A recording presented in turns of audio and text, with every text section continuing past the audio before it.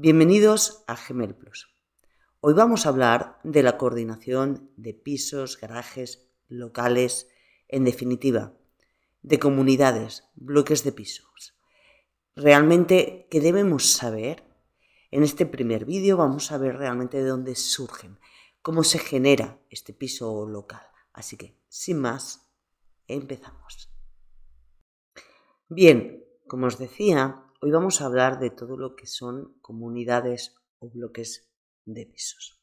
Os he preparado una presentación para este primer vídeo y realmente, pues eso, si tenemos un piso o local que debemos saber, entonces iremos adentrándonos en este primer vídeo realmente primero cómo se genera este piso, de dónde surge, para poder entender también qué documentación hay, qué podemos hacer o qué no podemos hacer si tenemos pues eso, un piso por ejemplo, y saber si está o no coordenado. Entonces empezamos con la presentación y lo primero pues un poco la iniciativa del vídeo, ¿no? Lo primero, ¿qué dudas nos surgen? ¿En qué punto nos encontramos en términos de coordinación? Porque a menudo hablamos de coordinación en el contexto de viviendas, pues más parcelas, casas, terrenos, y no de pisos o locales. ¿Podemos realizar modificaciones en la descripción de un piso local? ¿Cómo podemos detectar problemas cuando somos propietarios pues, de un piso o un local, garaje, es decir, cualquier entidad? Para responder a todas estas preguntas, primero exploraremos el proceso de creación de una edificación que incluye pisos, apartamentos, locales comerciales. Identificaremos en qué fase se encuentra la coordinación y cómo evaluar si existen problemas en este proceso. Un poco este será pues la intención del vídeo. Entonces vamos al primer punto. Del solar a la edificación, los primeros pasos. El punto de partida en cualquier proyecto de edificación es el solar o terreno en el que se encuentra. En este solar puede haber una edificación existente que se convertirá en pisos o simplemente ser un terreno sin construcción. En sus inicios, el solar se identifica mediante un número de finca registral y una referencia catastral. Eso es un poco lo de siempre. Partiremos siempre de un terreno que queremos convertir pues, en pisos, por ello tendremos que construir una edificación o ya una existente, pues ampliarla o reformarla para convertirla pues, en lo que será el piso, garaje, local o lo que fuere. Entonces, como hemos dicho en otras ocasiones, evidentemente siempre habrá pues, una finca registral, inscrita, su escritura, nota simple y pues, la referencia catastral asignada a este. Eso es la base. El siguiente paso es asegurarse de que la edificación esté debidamente registrada en la escritura. Es lógico, si queremos pues hacer pues de un bloque diferentes pisos, primero tendrá que estar inscrita la edificación. Eso será lo primero para poderlo convertir. Entonces, para inscribir esta edificación tendremos, pues, como decimos, estas situaciones. Cuando podemos tener un proyecto de obra nueva, una ampliación o reforma, con lo cual pues, tendremos que presentar previamente pues, un proyecto al ayuntamiento que detalle la configuración, plantas, instrucción, zonas comunes, pues, para obtener su correspondiente licencia. Eso es lo que haríamos pues, habitualmente. Otra opción, si la edificación ya existe, pero se desea registrar, se puede entrar como una obra nueva acabada, antigua. Si tiene pues, más de 6 años de antigüedad, si no pues, vulneraba la legislación en el momento de construcción, eso ya hemos hablado en el canal, pues bueno, también pues, en este caso se requerirá un certificado técnico con una medición interior que refleje la configuración tal como se menciona anteriormente y anteriormente. Entonces, eso lo tenemos claro. Partimos de un terreno solar que tiene una edificación y tenemos que inscribir la edificación. Es importante recordar que la edificación se asentará en el solar, ocupando toda o parte de una superficie, dependiendo de las características del proyecto. Es decir, la edificación puede ocupar la totalidad de la parcela o una parte. Entonces, en estos casos, pues cuando teníamos que hacer una propuesta alternativa hablábamos de VGA y cuando no ocupaba el 100% de la totalidad hablábamos de ICUC. También esto será importante porque esa parte de patio pues o le tendremos que asignar a un propietario o será parte de la zona común. Bien, en el punto 2 os he preparado un pequeño esquema de lo que os he mencionado. En obra nueva, evidentemente, tenemos que ir primero al ayuntamiento, presentar un proyecto con los planos, por la documentación, todo lo que será la escritura, la referencia catastral, todo lo que compete en este proyecto, toda la documentación que nos requieren, entregarlo al ayuntamiento, conseguir la licencia, pues el fin de obra o la obra en construcción, hacer la escritura de obra nueva, como os digo, en construcción o finalizada. Aquí tendremos que presentar el VGA, pues si hemos cambiado la parcela donde se asienta la edificación, y el EQ si no ocupa el 100% de la parcela. Y finalmente esto se registrará. Cuando se trata de una obra nueva antigua, no tenemos que ir al ayuntamiento, simplemente tendremos que pedirle pues que el certificado de que pues, no vulnera la legislación, que no tiene ningún expediente abierto de infracción urbanística, y entonces directamente tenemos que hacer la medición, o si tenemos un proyecto antiguo, a partir de este pues, certificado técnico de obra nueva acabada, ir al notario, hacer una escritura de este tipo, el VGA y el ICUC igualmente, y registrar. Bien, entonces, una vez que ya tenemos inscrito esta edificación, podemos ir al siguiente paso, de la edificación al registro del piso o local. Una vez que la edificación está debidamente inscrita, este proceso puede realizarse en fases o de manera simultánea en una misma escritura, es decir, no es necesario inscribir hasta el final la edificación para poder seguir con el proceso, lo podemos hacer conjuntamente. El siguiente paso es configurar la edificación para que se convierta en pisos, apartamentos, locales o plaza de garaje. El edificio se divide en porciones privadas y zonas comunes, y a estas se le denomina entidades. Esto es importante porque nos podemos encontrar que en una entidad conjunta se le asigne, por ejemplo, un piso, un garaje y un trastero, y esté todo agrupado en una misma entidad con un único coeficiente. Entonces, entidad será pues la palabra que usaremos. Son las porciones, y dentro de estas puede solo estar pues, la vivienda, el garaje en otra entidad y el trastero en otra, o como os digo, englobarlo. A cada entidad se le asigna un coeficiente que representa un porcentaje del total.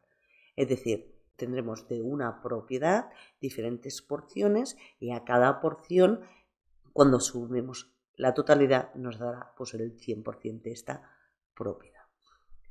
Para llevar a cabo esta división, se requiere un proyecto de división horizontal, que debe ser presentado ante el ayuntamiento para obtener la correspondiente licencia. Luego se debe realizar una escritura conocida como escritura de división horizontal, que documentará esta configuración y los estatutos correspondientes. El tema estatutos serán como las normas de uso, un poco lo que podemos o no hacer, porque en realidad estamos configurando una comunidad. Entonces, por ejemplo, si hay zonas comunes o si no las hay, o si, por ejemplo, pues hay una terraza de uso privativo pero de la comunidad, pues un poco definir qué se puede o no hacer. Como resultado de este proceso, la finca registral original desaparecerá y se crearán tantas fincas como entidades existan en la edificación. Eso está claro. Esa finca, pues si tenemos el número de finca 1800, que será la finca matriz, esta quedará en desuso, y en el certificado literal, pues en la nota al margen, pues pondrá que esta finca se ha convertido pues, en tantas entidades como se creen en la configuración. Además, es importante destacar que la configuración puede variar. Puede ser un bloque en diferentes pisos o también una división horizontal tumbada, donde las viviendas están en paralelo, como en las casas adosadas. Es decir, hablaremos de lo mismo. Me es indiferente si es una comunidad que tiene 7 casas adosadas con la piscina comunitaria y una pista de pádel, eso será también una división horizontal, en este caso tumbada, o un bloque de pisos. En estos casos siempre habrá zonas comunes. También nos vamos a encontrar la división en vertical, es decir, que no tenga zonas comunes, pero lo más habitual es esto, la horizontal o horizontal tumbada. Vamos a ver el punto 5, el proceso de división horizontal, un pequeño esquema. Pasamos pues, de lo que es el edificio que ya tenemos en la escritura a lo que son propiamente pues, los diferentes pisos o garajes. Entonces aquí pues, tendremos que hacer un proyecto de división horizontal con la configuración y planos. Claro, evidentemente tendremos que justificar pues, que en el planeamiento urbanístico eso no lo permitan hacer, porque nos podemos encontrar que donde nosotros tenemos, pues imaginémonos que tenemos una vivienda que tiene pues 3 plantas y queremos pues por herencia partirla en 3, una para cada hijo. Genial. Entonces tenemos que consultar la normativa de esa zona en concreto, porque a lo mejor me dice que no, que solo puedo hacer viviendas unifamiliares y no me va a permitir dividirla. Entonces eso es importante, por eso se tiene que hacer un proyecto, se tiene que mirar la normativa y justificar que esa propiedad la puedo dividir y la puedo dividir como lo estoy mencionando, porque a lo mejor no me dejan hacer 25 pisos. Entonces eso siempre se tendrá que consultar y justificar y ver realmente lo que me permiten, qué tantos por ciento de edificabilidad y demás. Entonces cuando tengo el proyecto presentado me darán la licencia y podré ir al notario y entonces ya hacer pues estatutos, coeficientes y demás y registrarlo como unas nuevas fincas. Continuamos y ahora nos vamos un poco al catastro. ¿Qué me está diciendo el catastro? De la edificación o piso local al catastro. Para hacer constar una división horizontal en el catastro es importante tener en cuenta que este proceso debe llevarse a cabo después de haber inscrito la operación en el registro. Esto será importante. Hasta que yo ya no lo tenga acabado, no podré ir al catastro. La notificación al catastro se realiza a través del trámite 900D, en la sección de división horizontal, proporcionando la documentación requerida. Genial. La parcela catastral siempre representa la propiedad en su conjunto y en ella se agrupan todas las entidades resultantes de la división horizontal. Es decir, vamos a mantener la parcela, lo que es el suelo.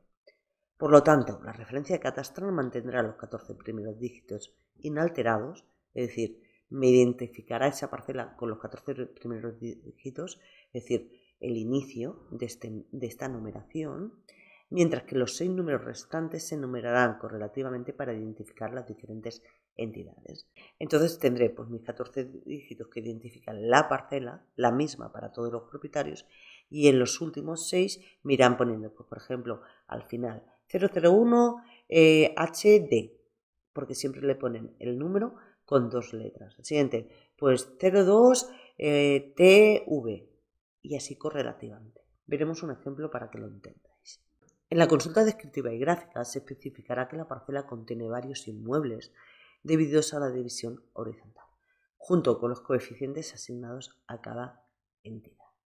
Es decir, nosotros cuando vayamos a consultar los datos en el catastro ya veremos si es o no una división horizontal y en qué coeficiente lo tenemos asignado. Además, se ofrece la posibilidad de descargar un archivo Excel que contiene la configuración detallada de toda la parcela, incluyendo las diferentes entidades y sus coeficientes. Esto proporcionará una visión completa de la división horizontal en el catastro, que podremos revisar con la documentación registral para validar que ésta sea correcta. Ahora veremos un ejemplo y lo veréis más claro. Perfecto. Y ya por último, un poco la conclusión de este primer vídeo respecto más a la coordinación. Lo que tenemos como que tener muy claro. Al abordar la conversión de pisos y locales, la configuración, debemos recordar que estos provienen de una división, siendo el resultado de un conjunto matriz. Eso pasaba como las segregaciones o las agrupaciones. La división horizontal en mi piso es parte de un conjunto, de una matriz. Esto implica que nuestras acciones se limitan a agrupar o dividir las entidades, sin la capacidad de realizar correcciones en términos de superficie o coeficiente. Es decir, yo no voy a poder cambiar registralmente ni el coeficiente ni los metros de esta escritura sin rehacer todo el proceso. Eso está claro. Lo que sí podré hacer, que veremos un ejemplo en otro vídeo, es dividir o agrupar pues, diferentes entidades.